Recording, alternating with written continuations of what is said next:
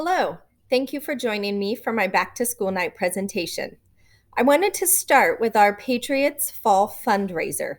As you may know, we do one big fundraiser at the beginning of the school year, so that way we don't have to do fundraisers during the year. We are asking that each family would donate $30 per child or however much you're able to. Some of the things that your donation helps with are our 3D printer, our ELF workshops, ordering things for teachers such as Raz Kids, the outdoor track, and many, many other things. You can see information at the top of the screen on how or where to donate. We will be having a crazy hair day once we reach 50% of our goal. Anything that you can do to help us out would be greatly appreciated. As you know, I'm Miss Dubaugh, and I will be your child's teacher this year in first grade. For those who don't know me, this is my 19th year at Cherry Tree. I taught 3 years up in Mishawaka in the Penn Harris Madison School District. While I was there, I taught first, second, and fourth grades. When I moved to Cherry Tree, I actually taught fifth grade for 6 years. And then I moved to what we called our 21st Century program, which was a multi-age program, and I taught a fourth and fifth grade classroom. Then I moved to first grade and have been here ever since. Now, I want to talk about some of the things you'll need to know for this year. First of all, your child has a yellow take-home folder. That folder should come home every evening, and it should go back to school every day. Each night, you'll want to take a look at the take-home folder. Any papers that are on the right hand keep at home side, please remove those from the folder. If your child has any homework, any notes, lunch money, things like that, please put it on the return to school side, and I will check it in the morning. Also, in terms of homework, your child will have minimal homework at school. Mostly, it will just be a nightly math assignment. That should just be one worksheet. That only takes about 10 minutes total. There won't be much in terms of our homeroom for homework, other than we do expect students to read at home each night. Right now, your child still may be building stamina, so that may only be about 10 minutes. We would hope that as we get going through the year, your child is reading 15 to 20 minutes at home by themselves most nights. Now, it is okay for you to read to your child or with your child.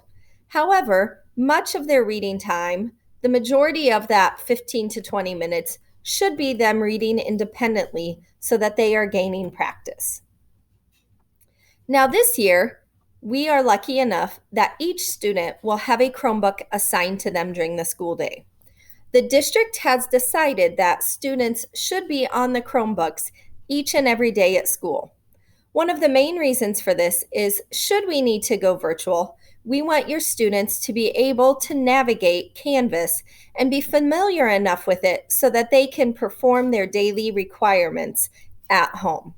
So much of today's presentation is going to be my familiarizing you with Canvas so that you are familiar and that you can help your child should we go virtual.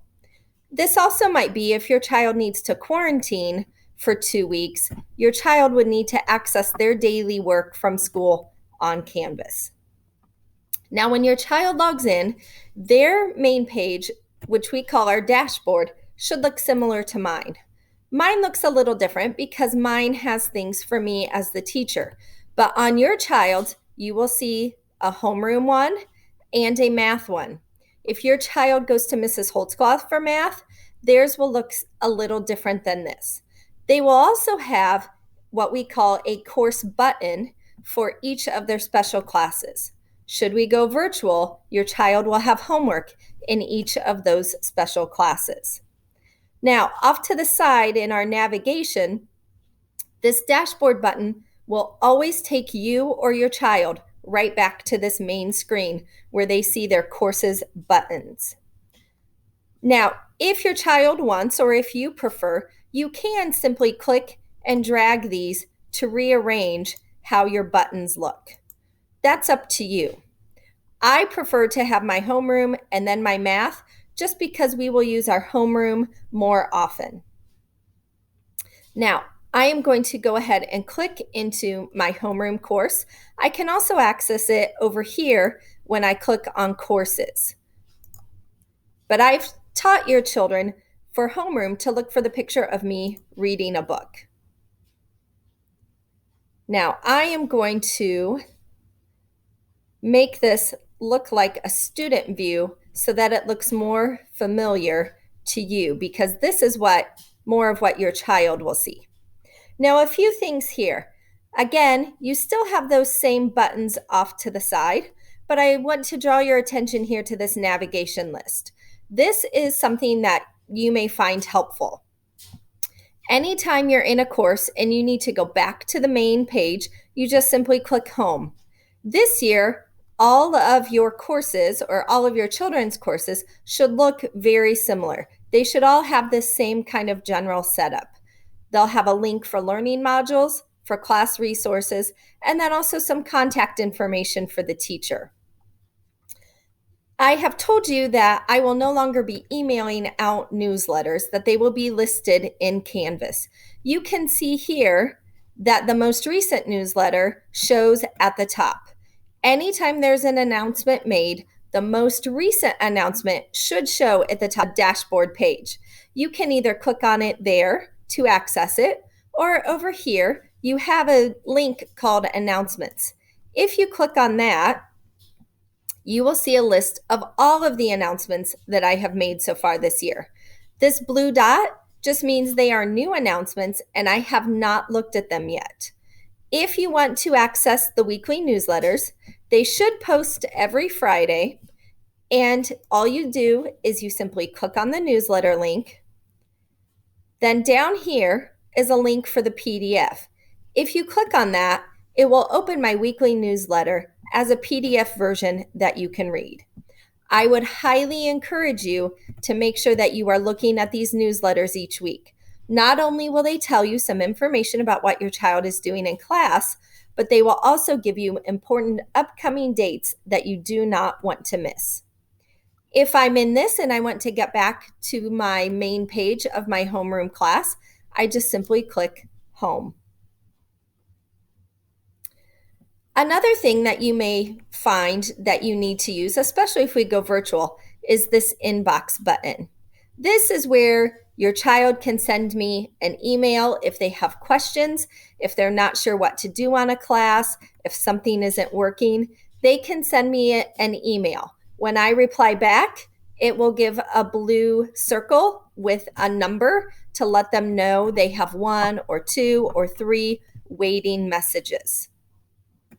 When it comes to notifications, you can set your notifications through your settings, and you can be notified every time something new is posted, there's a new announcement. So you may want to look at that and see how you have your notifications set up.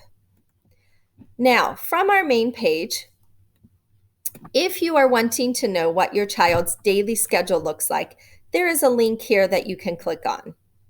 This may be helpful, especially for our specials. You'll want to make sure you pay careful attention to our PE on Wednesdays so that your child is wearing appropriate shoes or clothing, and then also our media special on Fridays so that your child returns their books. It's a little different this year with media, where your child will not return the books in the classroom and then have someone take them down on their media day.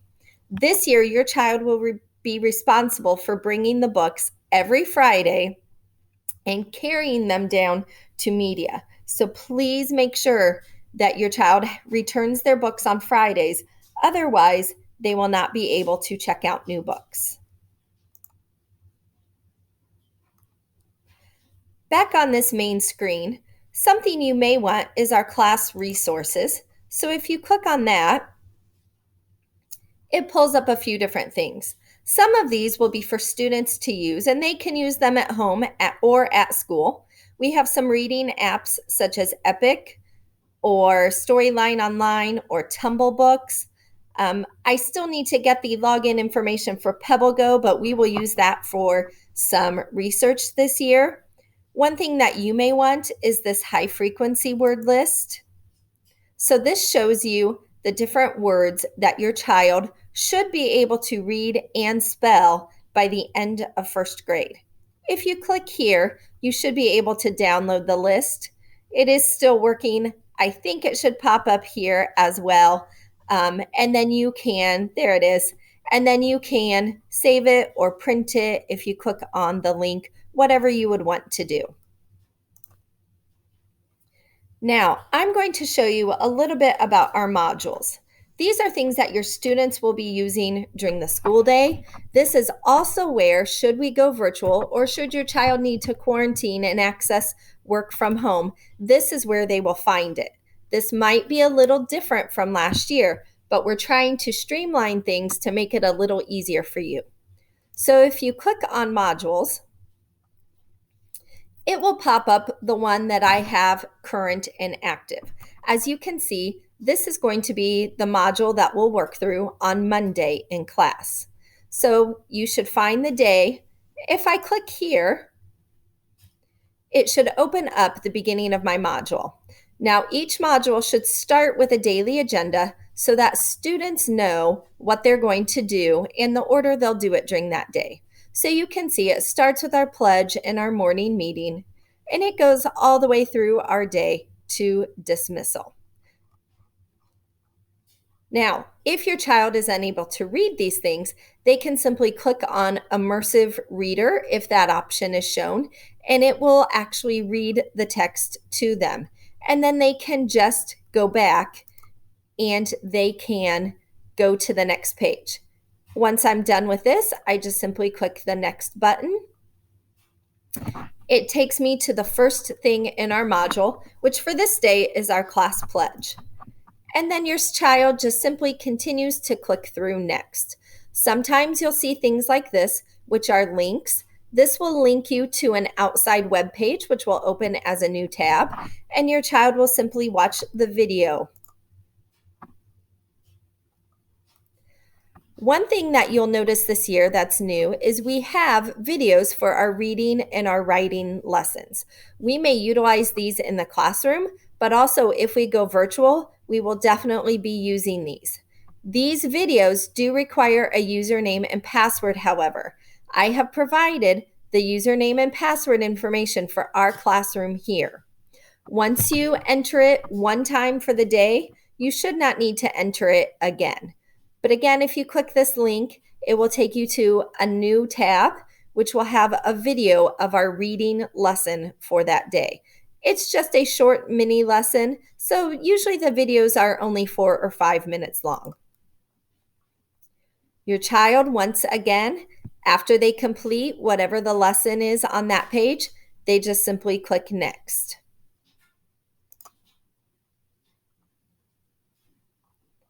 Again, here you can see we have another video. Same username and password information.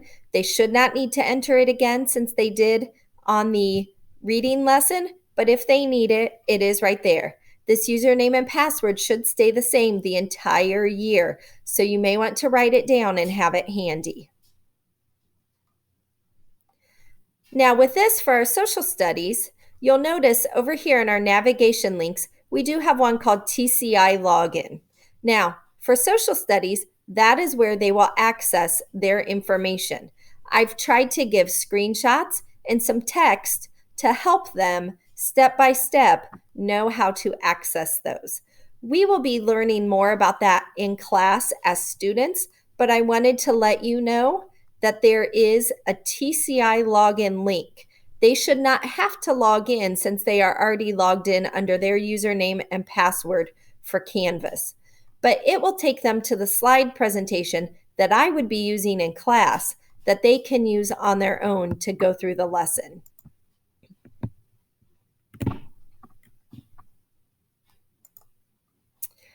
Now, we should be getting to the end of our day, and your students, when they see this, they will know that is the end of their work for that day. So when they see the "you did it" with my mission accomplished Bitmoji, they know that is the end of their work. They will work through the module until they reach that picture. So when your child is doing virtual or they have to be at home for some reason, they will access their daily work through our modules. Now, this will only give you the modules for our home-based work. Your child will have a separate one for math. And those of you whose children are in my math class, I will show you in a separate video a little bit more about our math class and how that works. Now, I know that there are some of you who had some questions about first grade or about our classroom, and you sent those to me. So I wanted to make sure that I was able to go through those a little bit now. One of the questions was about parent helpers and if parent helpers will be allowed in the classroom at all this year. As of right now, I don't really have an answer to that question.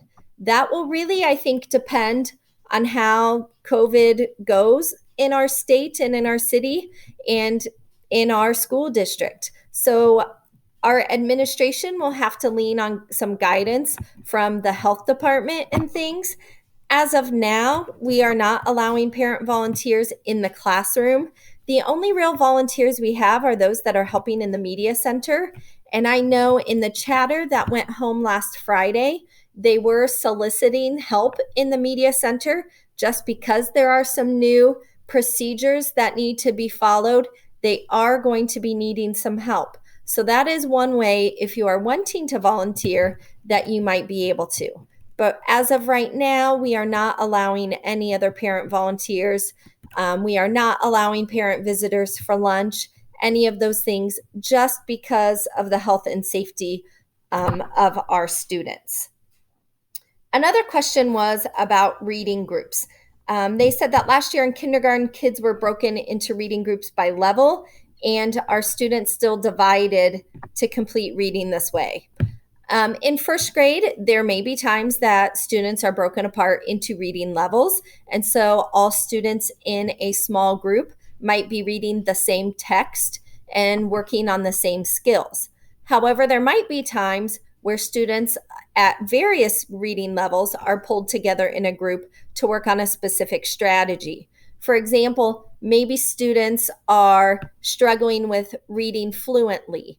That can be done across various levels. So students from any level can be pulled to work on that skill or that strategy.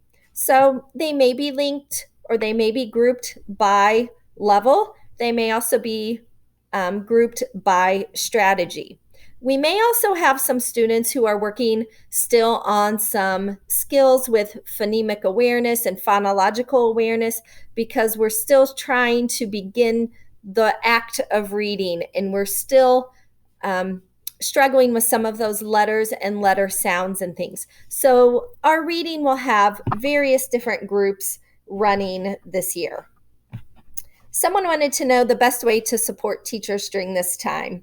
I'm not sure there's a ton physically necessarily to do other than just being patient with us, being patient with the school. Things are ever changing. This is a very new way of teaching for all of us. It's very different than teaching in the past. And so if you could just be patient and understanding, that would be a big help. If you could just be supportive, talk through things with your child. Your attitude about school goes a long way to determine your child's attitude about school and things. So if you are positive and about wearing masks and things, your child is going to have a more positive attitude about it as well. So I guess the best thing you can do is just be patient with us, be understanding, be flexible, because things are changing all of the time. It's requiring us as staff to be flexible. So I would just ask for the same from you guys. That kind of leads to someone asked about assigned seats and masks and other changes, how they're going at school. So far, things seem to be going really well, honestly. There are a few students that I have to continue to remind to put the mask over their nose during the day. Either it just doesn't fit quite right and it falls down, or just not thinking about it. That's been the biggest issue really with the masks. Every now and then, I will have students ask for a mask break. And so I do have, every other row take their mask off for a few minutes. They put them back on. Then the other students take their mask off. But students are really doing well. I haven't heard any complaints about assigned lunch seats. I haven't heard any complaints from students about our recess zones that we play in each day. Students are only playing at recess with students from our homeroom, but I've been very impressed. They play really well together, and oftentimes the majority of the students all play together. So, really, the students haven't been bothered by any of the changes so far, at least from what I can see and what I can hear. They're really handling it very well. And then someone wanted to know about their child not quite reading to potential yet. Will we be working on sight words and basic reading? As I said, there may be some students who are pulled into some kind of small intervention groups to work on more phonological awareness, phonemic awareness, doing some of those early literacy skills that will help them become readers or become better readers. We will be doing our OG lessons, which are Orton Gillingham. So we will have those this year that we will be doing starting on Monday. And so we will be doing work with that. We will be introducing some sight words. Again, if your child is struggling with those sight words or you know that that's an issue, if you go to our class resources, you can access that list. I am also going to try to send home packets of flashcards. They will not all be cut out, so you would have to cut them out, but I will provide the words for you so that you can have them at home. You can take a stack of 10 or so at a time, go through them. Once your child has really learned those, kind of set those aside, maybe pull in another 10. Maybe if your child struggled with one of the words, like thought is usually a tricky one, or through, maybe pull that word back in every now and then just to make sure. But I will try to provide you some resources. Besides this list, I will try to get you some stacks of flashcards that you can use. I will get those printed from our copy center as soon as possible so that you can have those and use. So we will definitely be working on some of our students who are still struggling a little bit, maybe with reading, especially given how last year ended. But we will certainly be taking a look at that. For those of you whose children are in my math class, I will be making a separate video for that. But for the rest of you, I hope this was helpful and informational. Please feel free to go back and revisit this if you need anything. And if you have other further questions, things that come up, concerns, please don't hesitate to contact me. Email is typically the best way just because I can get back to that quicker and easier. Again, on our home page, you can find that information on the contact me link. It should give you a link to automatically open up an email. You can also send me through my Canvas inbox as well.